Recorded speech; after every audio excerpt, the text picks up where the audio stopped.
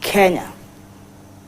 Now, if you look at that, and I want to hear from you, first, if you could first confirm that this is going on, that there's a petition being signed, and there's more confidence then in the ICC to come and investigate abductions in Kenya, like our judiciary has failed?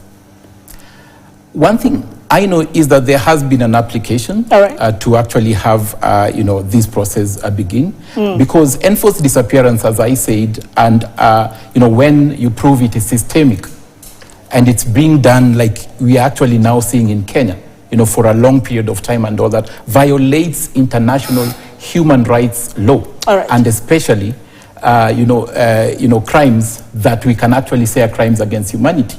And you know what enforced disappearance does to individuals. One, looking at security and dignity of the person, looking at, a person, being, violated in a way that they can even face torture because they are being held at places that are not documented.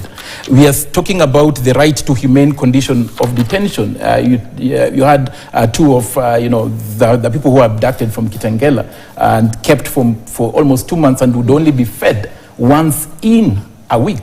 Yeah, we are talking about right to a legal representation, because you are detained somewhere in some house, I don't know where, wherever, in some forest, wherever it is. You cannot be presented to court. You are talking about right to fair trial, talking about right to family life for individuals, people, their mothers, their fathers who are even crying because their children are actually held in places they do not know. You're talking about the right, to life, because some of these people end up dead.